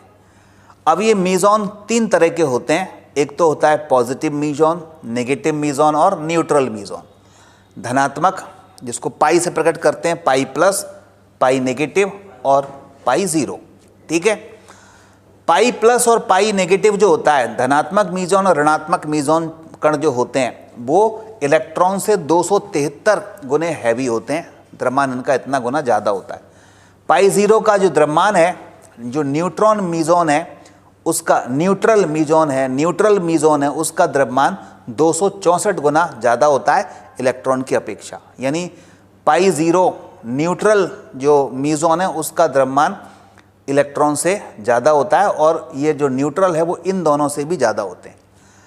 अब प्रोटॉन, न्यूक्लियस के अंदर जो प्रोटॉन न्यूट्रॉन होते हैं वो क्या होता है, इन्हीं मीजोन कणों से घिरे रहते हैं। ठीक है, और इन्हीं कणों का एक्सचेंज होता रहता है, एक दूसरे को ट्रांसफ़र करते रहते हैं, और इसी ट्रांसफ़र के कारण ही क्या आता है, न्यूक्लियर फोर्स बनता है। तो अगली स्टेप यही है। ये सब आपको अभी मैं भेज दूंगा, नोट्स में भी मिल जाएंगे, तो इसको लिखने की ज़रूरत नहीं है। तो पैकिंग फ्रैक्शन तो समझ में आ गया था, डेल टाइम अपॉन ए। अब मीजोन सिद्धांत के मुख्य बिंदु जरा देखते हैं।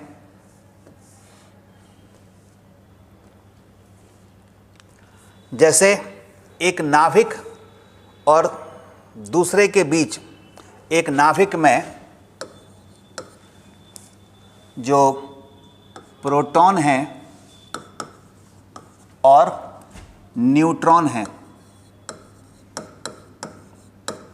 प्रोटॉन न्यूट्रॉन के बीच में मीजोन पार्टिकल का निरंतर आदान प्रदान चलता रहता है, और यह उनके बीच एक निश्चित विनिमय शक्ति को जन्म देता है और उन्हें बांधे रखता है, एक्सचेंज होता रहता है। ठीक है ना, जैसे एक थ्योरी दी थी डॉग थ्योरी। डॉग थ्योरी क्या, कि जैसे एक हड्डी है, उस हड्डी को समझ लो पाई मीजोन पार्टिकल। अब 2 डॉग हैं, एक के मुंह में वो हड्डी आ गई, अब दूसरा उस हड्डी को खींच रहा है, तो दोनों ही डॉग हड्डी को खींच रहे हैं। हड्डी अपनी जगह पर है लेकिन दोनों खींच रहे हैं, यानी दोनों प्रतिकर्षी हैं, लेकिन वो हड्डी ही है जो दोनों को बांधे हुए है।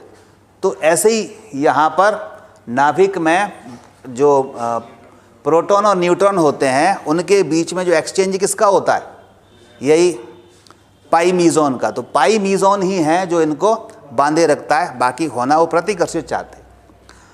तो दूसरा पॉइंट है, नाभिक के भीतर एक न्यूट्रॉन कभी भी स्थायी रूप से न्यूट्रॉन नहीं होता, वो प्रोटॉन में बदलता रहता है, और प्रोटॉन जो है न्यूट्रॉन में। यानी इस विनिमय के कारण एक दूसरे में बदलते रहते हैं, पाई मीजोन के विनिमय के कारण। अब न्यूट्रॉन की बात करें तो न्यूट्रॉन के बीच में जो पाई जीरो का जब एक्सचेंज होगा, पाई जीरो मीजोन का आदान प्रदान होगा, उसके कारण न्यूक्लियर फोर्स बनेगा। ठीक है, तो अपने को ध्यान ये रखना है कि न्यूट्रॉन में कौन से कण के विनिमय के कारण न्यूक्लियर फोर्स बनता है। तो न्यूट्रॉन में पाई जीरो यानी न्यूट्रल पार्टिकल का, न्यूट्रल मीजोन का, तो यहाँ पर एक न्यूट्रॉन जो एमिशन है, एमिशन करता है मतलब उत्सर्जित करता है, निकालता है पाई मीजोन को, तो दूसरा क्या करेगा, उसको ग्रहण करेगा, एब्जॉर्ब करेगा। तो एमिशन की इक्वेशन ये है, और एब्जॉर्प्शन की यानी अवशोषण की इक्वेशन ये है, n + पाई जीरो = n। ऐसे ही जब हम बात करेंगे प्रोटॉन की, तो प्रोटॉन के बीच में, तो ये एमिशन हो गया, अगर ये समान है तो फिर पाई ज़ीरो ही रहेगा। प्रोटॉन प्रोटॉन के बीच में या न्यूट्रॉन न्यूट्रॉन के बीच में क्या होगा, pi zero, emission of pi zero, और यहाँ हो गया ये अवशोषण हो गया पाई ज़ीरो का। ठीक है, ये भी आपको मिल जाएंगे, इसलिए लिखने की ज़रूरत नहीं है।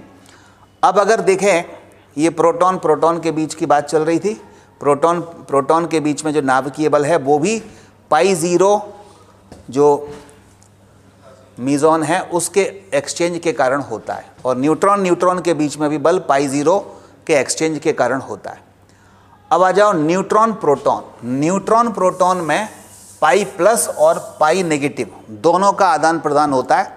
ठीक है, तो जब हम एमिशन की बात करेंगे तो N equal to p plus pi negative, और अवशोषण की बात करेंगे तो N plus pi plus equal to p. ऐसे ही ये तो हो गया नेगेटिव पार्टिकल का, यहाँ पर इसमें नेगेटिव होगा, ये नेगेटिव है। प्रोटॉन में उत्सर्जन यहाँ पर कितना हुआ, N प्लस पाई प्लस, और यहाँ पाई पी नेगेटिव, अच्छा यहाँ नहीं, सही है, प्लस है, वो एब्जॉर्प्शन है ना पाई प्लस का, सही है। तो पाई प्लस पी यानी पाई नेगेटिव प्लस पी कितना हो जाएगा, N।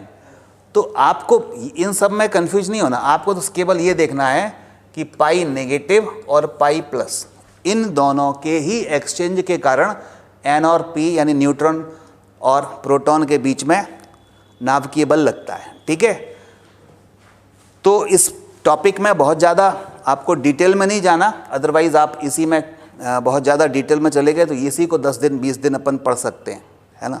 तो इसमें बहुत NCERT में भी आप देखो तो ये सब नहीं है, लेकिन एक एक्स्ट्रा इन्फॉर्मेशन आपको दे रहा हूँ। अब देखो अगला, इस तरह के आदान प्रदान में शामिल जो समय है वो इतना कम होता है कि मुक्त मीज़ोन कणों का पता भी नहीं लगा जा सकता, या कह सकते हैं कि मुक्त रूप से ये जो कण हैं वो मिलते ही नहीं हैं। न्यूट्रॉन प्रोटॉन तो मिल जाते हैं, लेकिन पाई मीज़ोन पार्टिकल मुक्त रूप से नहीं मिलते हैं। ठीक है, चलो अब ये तो थोड़ी सी इन्फॉर्मेशन थी, एक्स्ट्रा इन्फॉर्मेशन। अब यहाँ से अपने लिए काम की चीज़ें हैं, हमारे लिए ये काम की चीज़ें, न्यूक्लियर प्रतिबंधन ऊर्जा। ठीक है, प्रतिबंध नाभिकीय बाइंडिंग एनर्जी, लेकिन प्रति न्यूक्लियॉन। तो प्रति न्यूक्लियॉन बंधन ऊर्जा हम देखते हैं। सबसे पहले बाइंडिंग एनर्जी क्या होती है। बाइंडिंग एनर्जी जो है, जो कुल न्यूक्लियॉन द्वारा विभाजित है, तो इसको हम बी बार से डिनोट करते हैं। इसको थोड़ा और सिंपल हिंदी लिख दूं मैं, इसको लिख लेना, प्रति न्यूक्लियॉन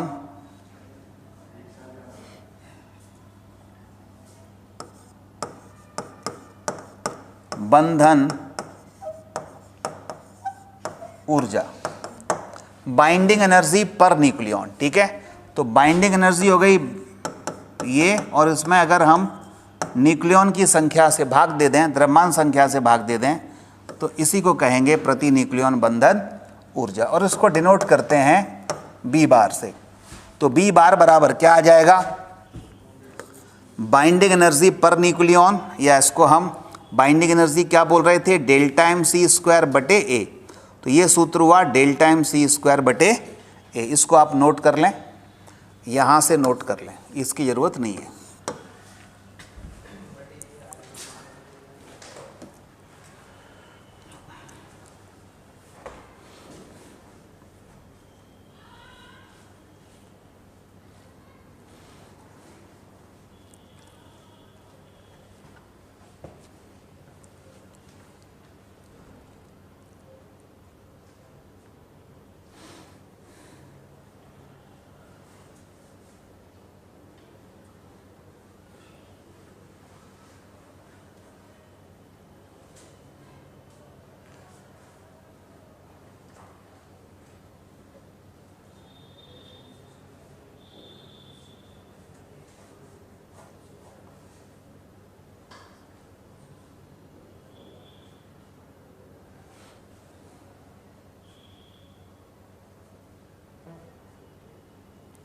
नोट कर लिया।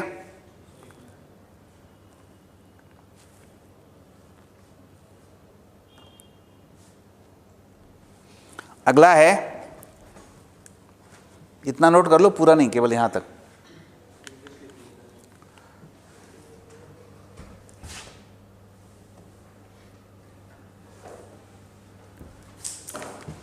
देखिए,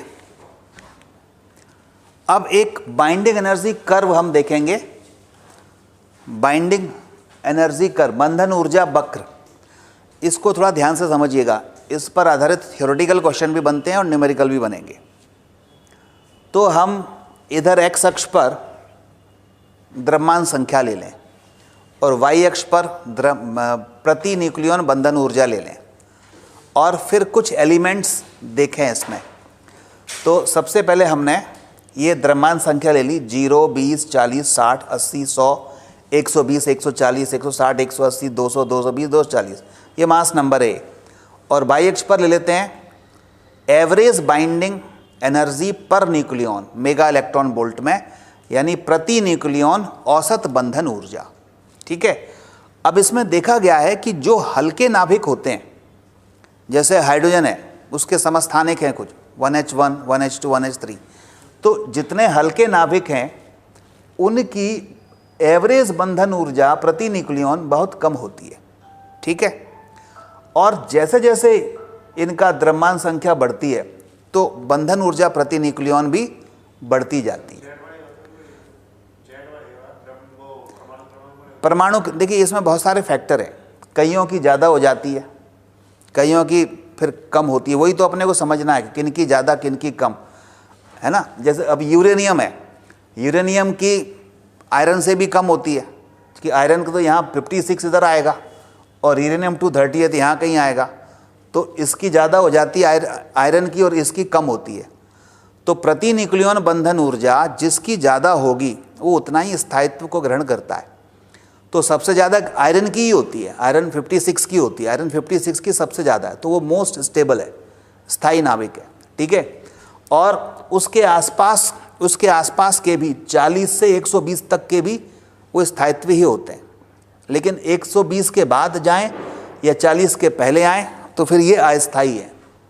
वो अपने को स्थायित्व प्रदान करने के लिए इधर फिजन करते हैं, फिजन, विघटन जिसको कहते हैं, नाभिकीय विखंडन। और ये क्या करते हैं, हल्के फ्यूज़न करते हैं, संलयन करते हैं। ठीक है ना। तो ये कुछ कहानी इसकी है, वो अपन देखते हैं। तो सबसे पहले हम कुछ एलिमेंट्स देखते हैं, वो एक एक करके देखो।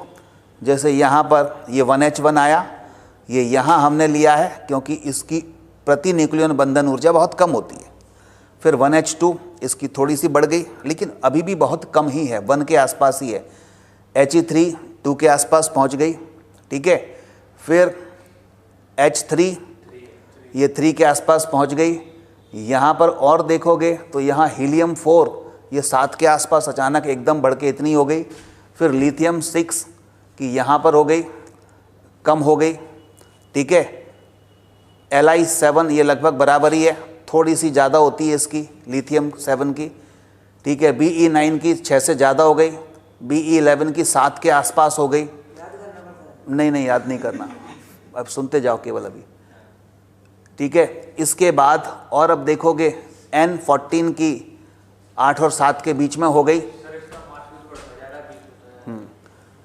इधर अब देखोगे कार्बन 12 की थोड़ी और ज़्यादा हो गई, F19 की थोड़ी सी 8 से कम है, O16 की लगभग 8 के बराबर है, Ne20 की 8 से थोड़ी सी ज़्यादा होगी। ऐसे ही यहाँ पर Al27 ले लें तो 8 से थोड़ी सी और ज़्यादा हो गई। क्लोरीन 35 की थोड़ी सी और ज़्यादा है। और फिर सबसे ज़्यादा अपन देखेंगे तो आयरन 56 की यहाँ कहीं पर मिलेगी, आयरन 56 की सबसे ज़्यादा मिलेगी। ठीक है। अभी तो इनके दर्शन कर लो, कौन एलिमेंट कहाँ पर है, लगभग कितनी ऊर्जा होती है, जिससे कि अपने को थोड़ा सा रफ आइडिया तो लग जाए। ठीक है। कॉपर, आर्सेनिक, ये इधर थोड़ा सा ये थोड़े से कम होते गए। अब ये ऊर्जाएं कम होती रही, बंधन ऊर्जा प्रति न्यूक्लियन ये कम हो रही है। ठीक है। और कम होते होते यहाँ कहीं पर आप देखेंगे, यहाँ पर आप देखेंगे यूरेनियम 238 की और कम यहाँ हो जाती है, बहुत कम नहीं होती लेकिन थोड़ी सी कम हो जाती। तो ये जो एलिमेंट्स हैं इनकी प्रति न्यूक्लियन बंधन ऊर्जा कितनी है और एटॉमिक नंबर ये मास नंबर कितना है उसके आधार पर इस टेबल में, इस ग्राफ में जगह जगह पर यहाँ पर एडजस्ट किए गए हैं। ठीक है, अब आप कहेंगे क्या सबके याद करने हैं? सबके याद नहीं करने, कुछ एक के लेकिन याद करने हैं। कुछ एक के कौन कौन से? जैसे मैंने यहाँ पर रेड कलर से मार्क कर रखे हैं। एनसीईआरटी में ये जो रेड कलर से मैंने मार्क कर सके हैं और कर लिए हैं, ये यूरेनियम ये ग्रीन से मार्क किए हैं, यही दिए हैं, बाकी के नहीं दिए। मैंने यहाँ पर और भी इंक्लूड कर दिए हैं। तो आपको जो याद रखना है, जैसे इसको याद रखना है, ठीक है, ये याद रखना है, ये याद रखना है, ये मतलब कहाँ है, इनकी कितनी है वो जरूर नहीं है, लेकिन ये ध्यान रखना है कि ये कहाँ पर पोजीशन लिए हुए है, ये याद रखना है। जैसे ये याद रखिएगा, आयरन 56 को तो भूलना ही नहीं है, ठीक है ना। इसके बाद फिर ध्यान रख लो यूरेनियम के, ये 2-4 याद रखना है। याद रखने का मतलब रटना नहीं है कि अपने को कितनी है, ये कुछ ये देखना है कहाँ पर है। ठीक है, बोलो। उधर से तो सब नीचे ही आएगी। हाँ, इधर यहाँ तक आएगी, बिल्कुल। अब इसका ग्राफ बनाया जाए। अब ग्राफ देखो, इसका ग्राफ क्या होगा? ग्राफ ऐसे हो रहा है कि यहाँ पर कम है, उसके बाद तो बढ़ रही है सीधे, यहाँ तक सीधे बढ़ जाती। कहाँ तक? देखो 1 से 4 तक, 0 1 2 3 4 तक बढ़ी रही है ना, तो ये ग्राफ सीधा जाएगा 4 तक। फिर 5 6, 5 तो कुछ है नहीं, 6 पे आ गए, तो 6 पे घट गई, यानी द्रव्यमान संख्या बढ़ने के बावजूद भी बंधन ऊर्जा प्रति न्यूक्लियन घट गई। 7 पर थोड़ी सी बढ़ी, 9 पर बढ़ी, 11 पर बढ़ी, इधर 12 13 14 पर बढ़ी, 19 पर बढ़ी, अब बढ़ रही है, लेकिन उस हिसाब से नहीं बढ़ रही जो बहुत तेजी से पहले बढ़ रही थी। अब धीमे धीमे बढ़ती है, यानी बहुत जो ग्राफ है इसका बहुत धीमे धीमे बढ़ता है और आयरन 56 पर पहुंच जाता है। आयरन 56 पर बढ़ते बढ़ते इसकी ऊर्जा, प्रति न्यूक्लियन बंधन ऊर्जा, ये सबसे ज़्यादा हो जाती है और उसको कहते हैं 8.8 मेगा इलेक्ट्रॉन वोल्ट, इतनी हो जाती है। इसके बाद फिर ये ग्राफ थोड़ा सा घटता है, लेकिन बहुत तेज़ी से, शार्प नहीं घटता, बहुत धीमे धीमे घटता है। और यहाँ कहीं यहाँ पर बंधन ऊर्जा कुछ आ जाती है 7.75 के आसपास, ऊर्जा यूरेनियम 238 की हो जाती है। ठीक है, तो इस ग्राफ में कुछ जो मुख्य एलिमेंट हैं उनके बारे में अपने को सोचना है, और ये ग्राफ किस तरीके से वेरी कर रहा है, किस तरीके से चेंज हो रहा है, उसके बारे में अपने को डिस्कशन करना है। और ये देखना है कि लगभग रफ आइडिया हम देखें कि कहाँ से कहाँ तक ये स्थायी होंगे।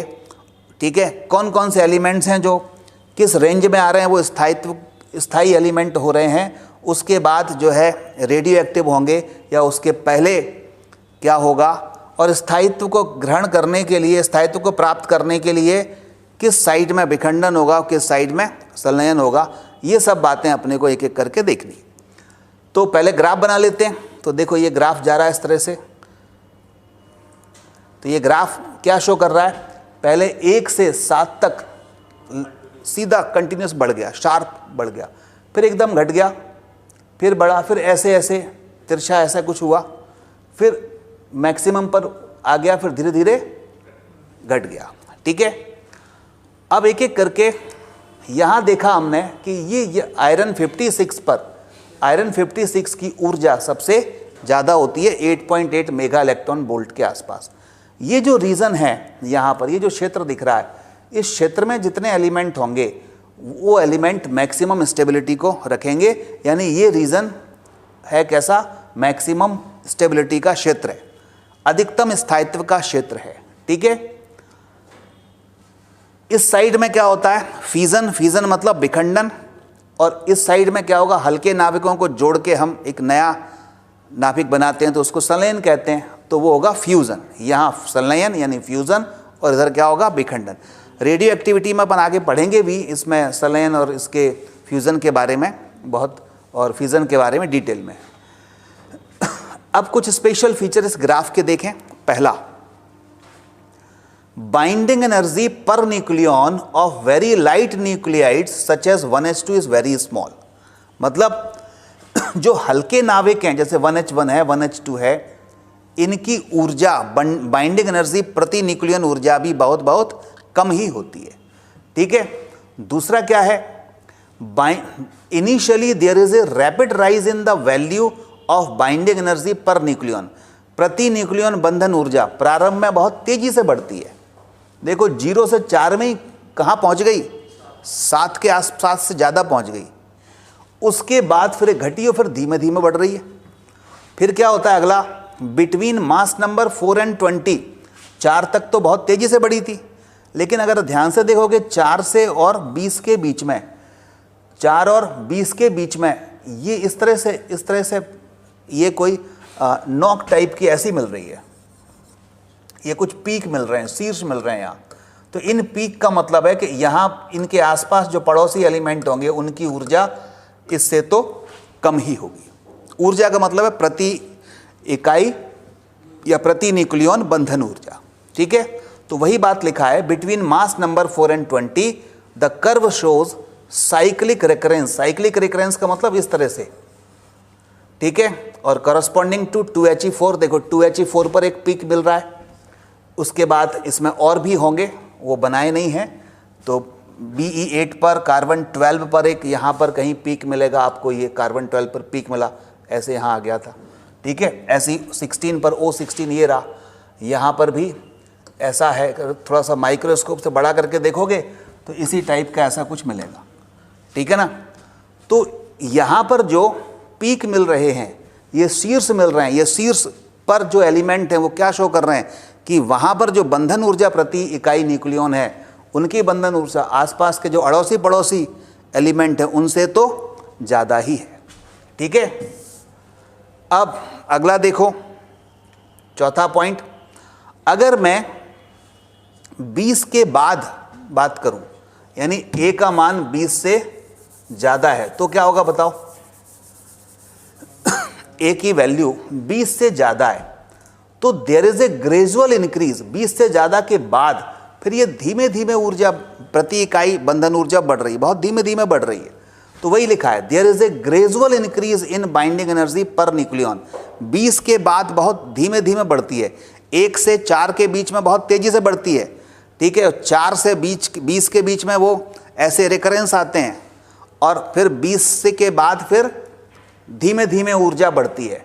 द मैक्सिमम वैल्यू कितनी होती है, 8.8 मेगा इलेक्ट्रॉन वोल्ट, किसकी, आयरन 56 की। जब यहाँ पर A का मान 56 हो जाता है तो आयरन 56 की सबसे ज़्यादा होती है, ये याद करनी है, 8.8 मेगा इलेक्ट्रॉन वोल्ट। इसलिए आयरन ही सबसे ज़्यादा स्टेबल है, ठीक है।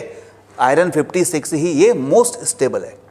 पांचवा point, binding energy per nucleon of nuclides having mass number ranging from 40 to 120, 40 से 120 यहाँ तक की अगर बात करें तो 40 से 120 तक के जो एलिमेंट होंगे वो इस रीजन के बहुत पास में हैं, इधर से भी उधर से भी पास में हैं, ठीक है। इसलिए ये जो एलिमेंट होंगे वो हाईली स्टेबल होंगे और नॉन रेडियो एक्टिव होंगे, रेडियो सक्रिय नहीं होंगे।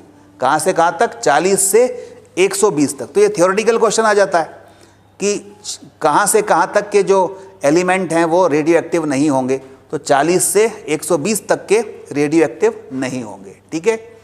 फिर A के बाद ये 120 के बाद ये थोड़ा डिक्रीज हो रहा है, कर्व डिक्रीज हो रहा है और अंत में 7.6 पर पहुंच जाता है और ये यूरेनियम की होती है, ठीक है। यहाँ पर 7.6 पर यूरेनियम की है।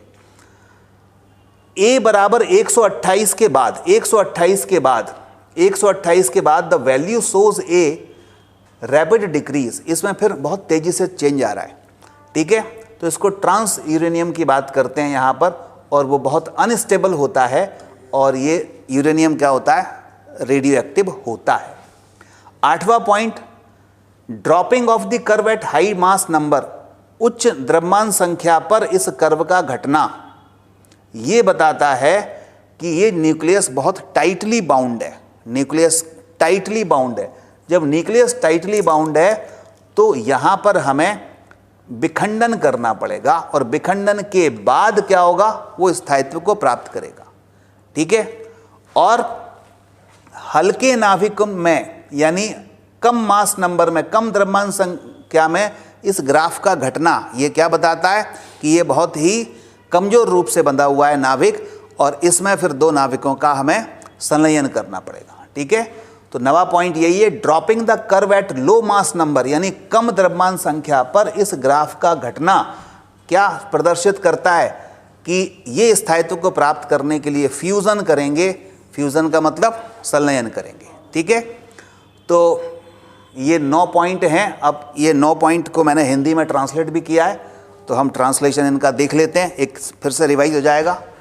चलो, पहला क्या है, बहुत हल्के न्यूक्लियेट्स जो होते हैं जैसे 1H2, प्रति न्यूक्लियर बंधन ऊर्जा, प्रति न्यूक्लियोन है, प्रति न्यूक्लियोन बंधन ऊर्जा कितनी होती है, बहुत, प्रति न्यूक्लियोन बंधन ऊर्जा बहुत कम होती है। प्रारंभ में प्रति नाभिक बंधनकारी ऊर्जा के मूल्य में तेजी से वृद्धि होती है, उसका मान तेजी से बढ़ता है। फिर द्रव्यमान संख्या 4 और 20 के बीच में वक्र 2H4 6C4 12 8O16 10 N20 के अनुरूप चोटियों के चक्रीय पुनरावृत्ति को दर्शाता है। वो ऐसे चोटियां बन रही थी ना, शीर्ष बन रही थी। इससे पता चलता है कि बाइंडिंग एनर्जी, BE नहीं है ये, बाइंडिंग एनर्जी पर न्यूक्लियन, ठीक है, पर न्यूक्लियन, नाभिकों के प्रति नाभिक उनकी तात्कालिक नेबर्स की तुलना में अधिक है, यानी पड़ोसियों की तुलना में अधिक है। इनमें से प्रत्येक नाभिक का गठन पूर्ववर्ती नाभिक में एक अल्फा कण जोड़कर किया जा सकता है, वो ठीक है, वो अल्फा कण की अपन आगे बात करेंगे। A बराबर 20 के बाद क्या हो रहा था, बंधन ऊर्जा में धीरे धीरे वृद्धि हो रही थी, प्रति नाभिक प्रति न्यूक्लियन बंधन ऊर्जा में धीरे धीरे वृद्धि हो रही थी। तो 8.8 मेगा इलेक्ट्रॉन वोल्ट का अधिकतम मान कितने पर आया था, A 56 पर पहुंच गया था, इसलिए आयरन 56 सबसे अधिक स्थिर है। 40 से 120 तक बड़े पैमाने पर होने वाले न्यूक्लियोइड्स के प्रति न्यूक्लियन को बाइंडिंग ऊर्जा अधिकतम मूल्य के करीब है, यानी 40 से 120 के बीच में जो रेंज है, वो जो हमने स्थायित्व रेंज पढ़ी थी, यानी आयरन 56 पढ़ा था, उसके पास में ही है ये। तो इसलिए ये तत्व अधिक स्थिर होंगे और गैर रेडियोधर्मी होंगे। 120 से बाद अब ये इनका मान धीरे धीरे कम हो रहा है और यूरेनियम के लिए कितना हो जाता है, 7.6 मेगा इलेक्ट्रॉन वोल्ट तक गिर जाता है। 128 के बाद मान में तेजी से कमी होती है और फिर ये यूरेनियम ट्रांस यूरेनियम तत्व से बाद तत्वों को काफ़ी अस्थिर और रेडियोधर्मी बनाता है। मतलब यूरेनियम क्या है, रेडियोधर्मी है। 8वां, उच्च द्रव्यमान संख्या पर वक्र का घटना, छोड़ना मतलब यहाँ पर घटना, इससे ये संकेत मिल रहा है कि नाभिक अधिक कसकर बंधे हुआ है, मतलब टाइटली बाउंड है, तो वो स्थिर होने के लिए विखंडन से गुजरेंगे। कम द्रव्यमान संख्या पर वक्र का गिरना, ये क्या दर्शाता है कि नाभिक स्थिर होने के लिए संलयन से गुजरेगा, ठीक है। तो ये 9 पॉइंट हैं, ये सारे के सारे आपको इसमें मिल जाएंगे।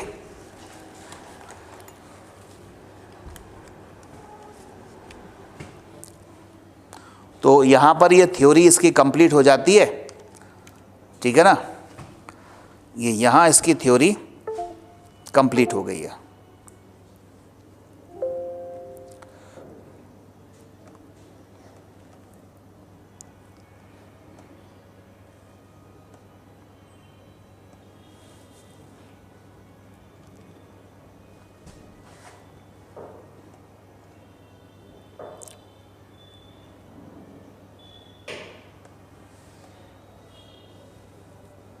इसके नोट्स आपको अभी मिल जाएंगे, न्यूमेरिकल अपन करेंगे अगले टर्म से, ठीक है ना।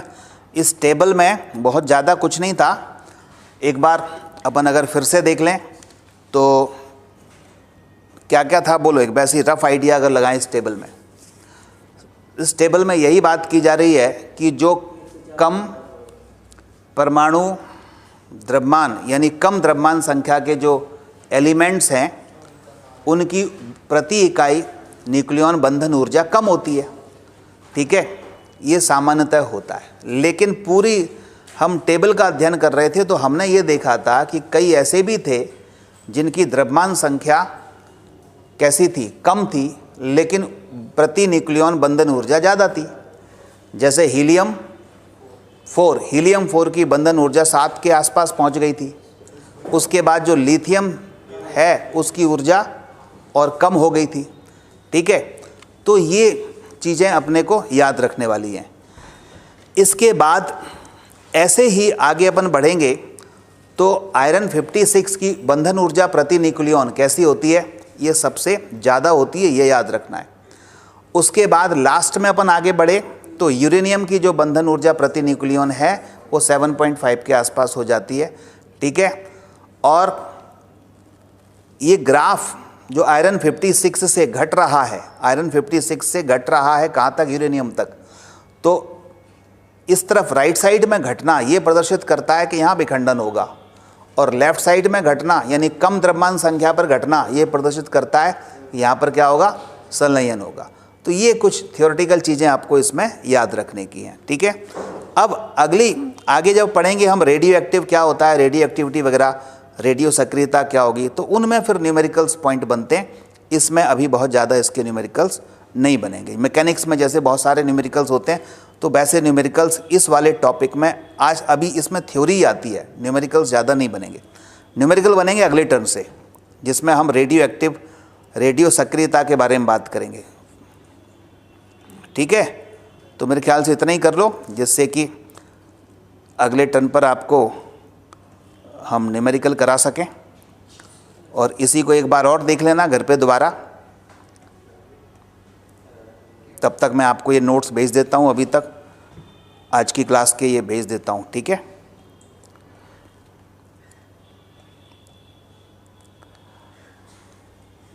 PDF भेज देते हैं, PDF भेज देते हैं, बिल्कुल।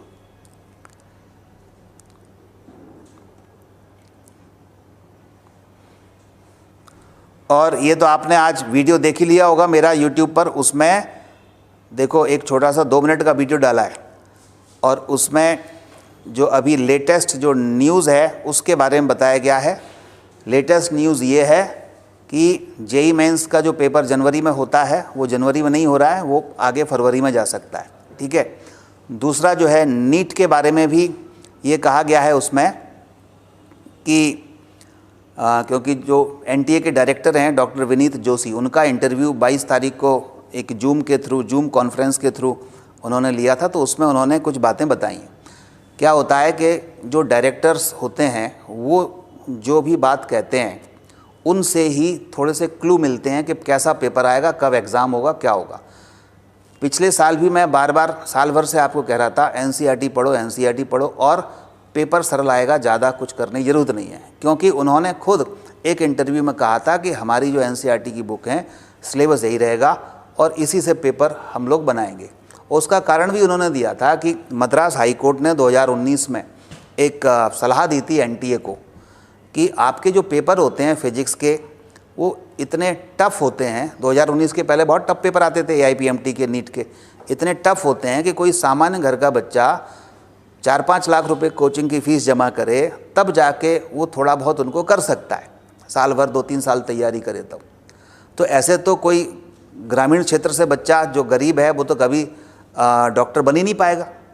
आप सिलेबस दे रहे हो NCERT का और पूछ रहे हो NCERT से पूरा बाहर का, तो ये उन्होंने सलाह दी थी, एडवाइस दिया था, सजेशन दिए थे। तो उस सजेशन को मानते हुए उन्होंने 2019 का, 2020 का, 2020 में 2 पेपर हुए वो भी बिल्कुल सरल पेपर दिए और सारे NCERT से दिए। फिजिक्स के भी जो फिजिक्स से नहीं बनते थे, फिजिक्स के क्वेश्चन बाहर से आते थे, वो भी इस 2019 के बाद सीधे सीधे NCERT से उठा के रखे। और इस बार तो एक नया कारण और पैदा हो गया है, कोरोना, है ना। तो 2 कारण हो गए, पेपर सरल आने के और NCERT से आने के 2 कारण हो गए। एक तो कारण पुराना चला आ रहा है मद्रास हाई कोर्ट, और दूसरा जो है कोरोना, और तीसरा टाइम, बच्चों के पास इतना टाइम नहीं है। लेकिन सिलेबस उन्होंने इस कहा है इंटरव्यू में कि सिलेबस चेंज नहीं कर रहे हैं, ना तो नीट का कर रहे हैं ना जेईई मेंस का कर रहे हैं। उसका सीधा कारण उन्होंने बताया है कि CBSE ने, किसी ने पूछा कि CBSE ने तो कट कर दिया है, तो उन्होंने कहा CBSE एक अलग बोर्ड है, तो CBSE बोर्ड अपने स्टूडेंट को कर दिए हैं कट। लेकिन जो बच्चा नीट की तैयारी करता है या जेईई मेंस की तैयारी करता है वो केवल CBSE बोर्ड का ही थोड़ी ना है, वो तो पूरे भारत में इतने बोर्ड हैं, किसी भी बोर्ड का करता है। तो हर बोर्ड का सिलेबस जो है, हर बोर्ड ने तो CBSE के अनुसार कट किया नहीं है। तो इसलिए मान लीजिए CBSE ने मान लो रे ऑप्टिक्स उड़ा दी, किसी बोर्ड में ने रे ऑप्टिक्स नहीं उड़ाई, कोई और टॉपिक उड़ा दिया, तो वो बच्चा क्या करेगा? वो बच्चा रे ऑप्टिक्स पढ़ेगा ही नहीं। तो इसलिए जेई मेंस और नीट का कोई भी सिलेबस चेंज नहीं किया है, ना ही कुछ उसमें रिड्यूस किया है, रिडक्शन किया है। और सीधा सीधा कारण वो यही बताते हैं कि भारत में इतने बोर्ड चल रहे हैं, इसलिए टोटल सिलेबस हमें रखना ही पड़ेगा। और दूसरा, इंजीनियरिंग या मेडिकल में अगर कुछ चीज़ें अपन ने जैसे ऑप्टिक्स मान लो छोड़ दी, सीबीएसई ने ऑप्टिक्स हटा दी, ऑप्टिक्स नहीं पढ़ाई, अब बच्चे ने ऑप्टिक्स पढ़ी नहीं है, डॉक्टर बन गया, तो उसको वो चश्मा कैसे बना पाएगा, है ना? ऑप्टिक्स कैसे करेगा, है ना? मान लीजिए हमने ये न्यूक्लियर फिजिक्स हटा दी पूरी, तो वहाँ जब टीचर सिखाएंगे रेडियोथेरेपी के बारे में, तो उनको तो, उन डॉक्टर्स को तो एकदम बड़ा नया लगेगा कि अरे रेडियोथेरेपी क्या होती है, रेडियो वेव्स क्या होती हैं, रेडिएशंस क्या होते हैं, ये तो हमने कभी जीवन में पढ़ा ही नहीं। तो इसलिए नीट का और जेई का सिलेबस, या इंजीनियरिंग में कोई पहुंच रहा है तो इंजीनियरिंग में भी वहाँ पर जो हम 11th-12th के बेसिक कॉन्सेप्ट पढ़ते हैं ना, वही तो वहाँ फर्स्ट ईयर, सेकेंड ईयर या थर्ड ईयर में वहाँ यूज़ होते हैं। तो इसलिए जब पढ़ के ही नहीं जाओगे तो वहाँ कैसे करोगे? तो इसलिए वो सिलेबस में कोई भी रिडक्शन इसमें नहीं है, और जो मैं कह रहा हूँ वही उन्होंने बड़े स्पष्ट तरीके से इस बात को बताया है। हाँ, एग्ज़ाम के बारे में उन्होंने ज़रूर कहा है कि जैसे जेई का एग्ज़ाम 1 महीने फरवरी में जा सकता है, जनवरी वाला, तो और जाने की पूरी संभावना उन्होंने बताई है। तो ऐसे ही नीट के बारे में भी वो कहते कहते रुक गए। उसमें आप ध्यान से अगर देखोगे ना, तो नीट के बारे में भी वो कहते कहते रुक गए। तो उनसे यहाँ अपन थोड़ा सा संकेत ले सकते हैं कि नीट का एग्ज़ाम भी 1 महीने तो लेट हो सकता है, ठीक है ना? लेकिन सिलेबस में कोई चेंज नहीं है, इसलिए आप तैयारी बिल्कुल पूरी तरीके से हर टॉपिक की करते रहना। और इसी कारण से अपन ने ये 2 बैच चला रहे हैं, नहीं तो मुझे क्या ज़रूरत थी 2-2 बार बुलाने की, एक ही बार में पढ़ा देता मैं।